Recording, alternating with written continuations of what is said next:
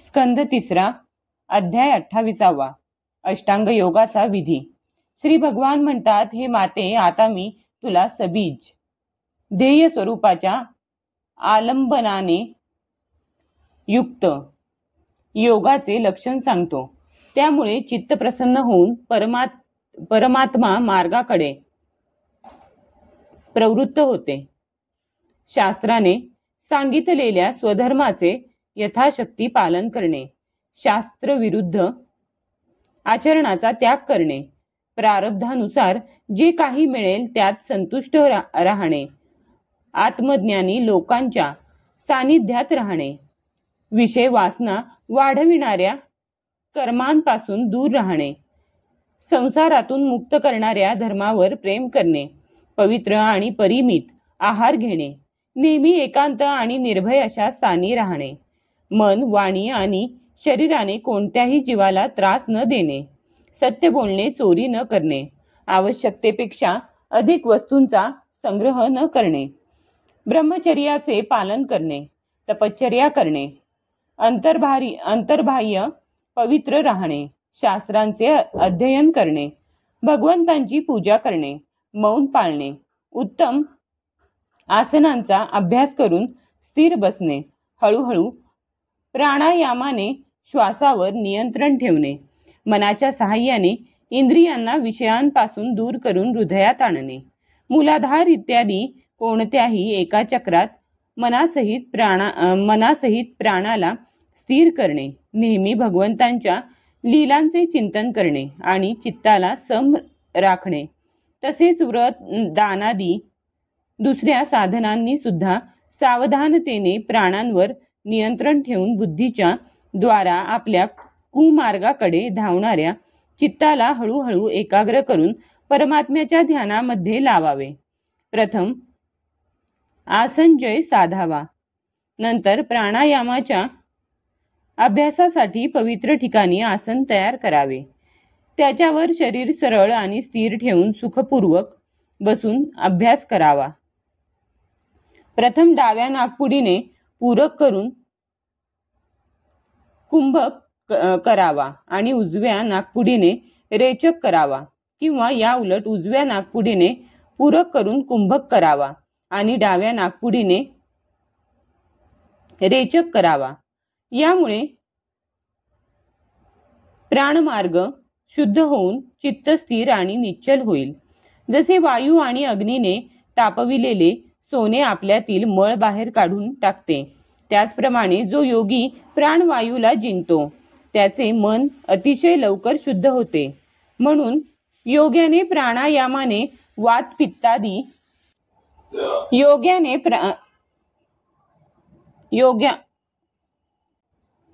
यामुळे प्राणमार्ग शुद्ध होऊन चित्त स्थिर आणि निश्चल होईल। जसे वायू आणि अग्नीने तापविलेले सोने आपल्यातील मळ बाहेर काढून टाकते, त्याचप्रमाणे जो योगी प्राणवायूला जिंकतो त्याचे मन अतिशय लवकर शुद्ध होते। म्हणून योग्याने प्राणायामाने वात पित्तादी दोषांना, धारणेने पापाला, प्रत्याहाराने विषयांच्या संबंधाला आणि ध्यानाने भगवत विमुख करणाऱ्या राग द्वेषादी दुर्गुणांना दूर करावे। जेव्हा योगाचा अभ्यास करता करता चित्त निर्मल आणि एकाग्र होईल, तेव्हा नाकाच्या टोकावर दृष्टी स्थिर करून भगवंतांच्या मूर्तीचे असे ध्यान करावे।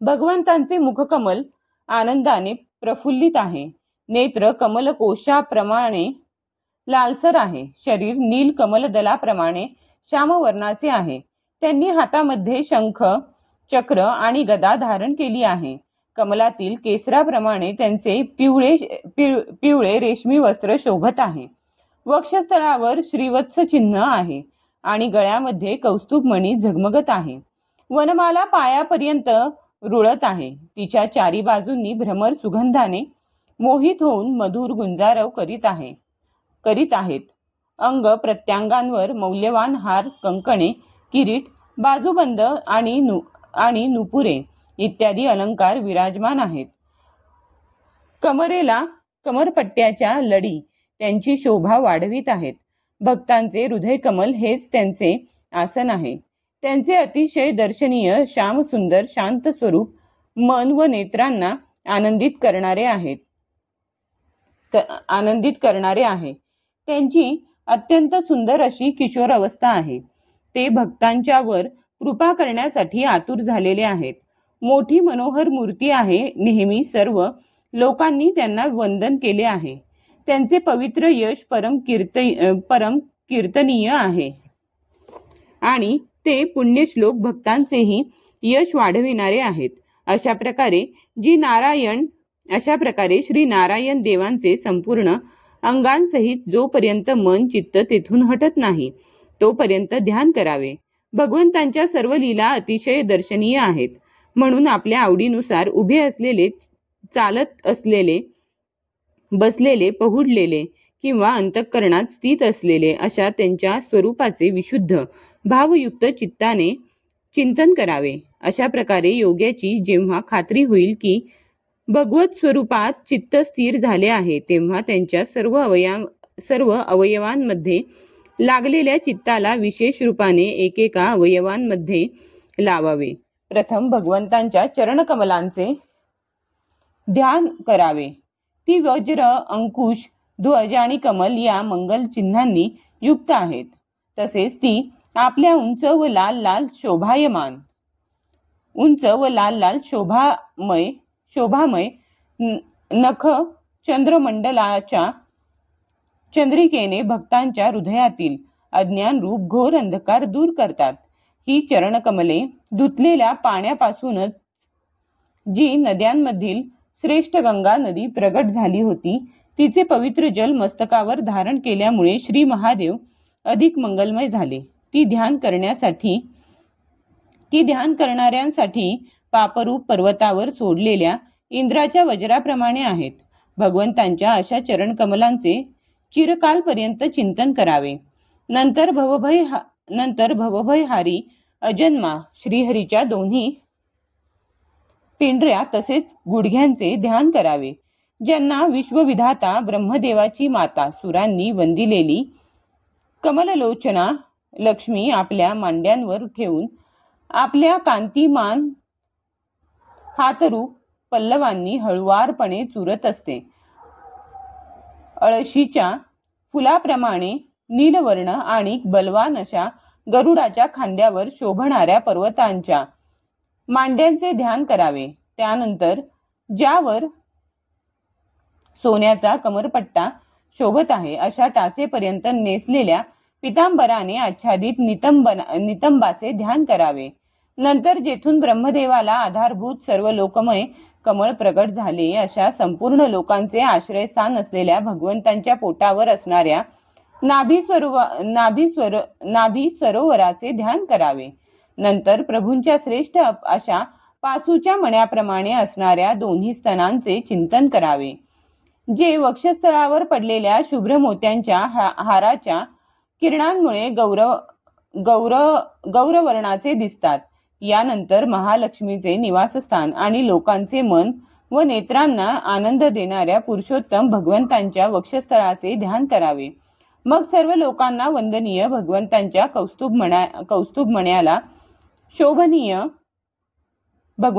कौस्तुभ मण्याला सुशोभित करणाऱ्या गळ्याचे चिंतन करावे. समस्त लोकपालांना आश्रयभूत अशा भगवंतांच्या चारी भुजांचे ध्यान करावे ज्यामध्ये धारण केलेले कंकण इत्यादी अलंकार समुद्र मंथनाच्या वेळी मंदर पर्वताच्या घुसळण्याने अधिकच तेजस्वी झाले आहेत. तसेच ज्याचे तेज असह्य आहे त्या सहस्त्र आर्यांच्या सुदर्शन चक्राचे आणि त्यांच्या करकमळात राजहंसाप्रमाणे विराजमान असणाऱ्या शंखाचे चिंतन करावे. मग प्रभूच्या शत्रूंच्या रक्ताने माखलेल्या प्रभूंच्या आवडत्या कौमोदकी गदेचे भ्रमरांच्या गुंजारवाने निनादित वनमालेचे आणि त्यांच्या कंठातील सुशोभित अशा सर्व जीवांच्या निर्मल तत्वरूप कौस्तुभ मण्याचे ध्यान करावे. त्यानंतर भक्तांवर कृपा करण्यासाठीच येथे साकार रूप धारण करणाऱ्या श्रीहरींच्या सुडौल नासिकेने शोभणाऱ्या आणि झगमगणाऱ्या मकर कुंडलांच्या हलण्याने अतिशय चमकणारे निर्मळ गाल असणाऱ्या मुखकमलाचे ध्यान करावे. काळ्याभोर कुरळ्या केसांनी मंडित असे मुखकमल आपल्या सौंदर्याने, भ्रमरांनी सेवन केलेल्या व माशाच्या जोडीने युक्त अशा कमलपुष्पाला सुद्धा फिके करीत आहेत. अशा उन्नत भुवयांनी सुशोभित असणाऱ्या भगवंतांच्या मनोहर मुखारविंदाची मनामध्ये धारणा करून उत्साहाने त्याचे ध्यान करावे. भगवंतांच्या कृपापूर्ण हास्ययुक्त अमर्याद प्रसादाचा वर्षाव करणाऱ्या आणि भक्तजनांच्या अत्यंत घोर अशा तिन्ही तापांना शांत करण्यासाठीच प्रगट झालेल्या दृष्टीचे भक्तिभावाने अंतःकरणात दीर्घकाळ ध्यान करावे. श्रीहरींचे हास्य शरणागत भक्तांच्या शोकाने उत्पन्न होणाऱ्या अश्रूंना सुकविते. तसेच मुनिजनांच्या हितासाठी कामदेवाला मोहित करण्यासाठीच श्रीहरींनी आपल्या मायेने रचलेल्या विशाल भुवयांचे ध्यान करावे. ध्यानासाठी योग्य तसेच ओठांवरील अत्यधिक लालसर रंगामुळे कुंदकळ्यांसारख्या शुभ्र छोट्या छोट्या दातांवर लाली शोभणाऱ्या आपल्या हृदयात विराजमान असणाऱ्या श्रीहरींच्या खळखळून हसण्याचे अत्यंत प्रेमाने ध्यान करावे. अशा प्रकारे ध्यानात तन्मय होऊन त्याशिवाय दुसरा कोणताही पदार्थ पाहण्याची इच्छा करू नये.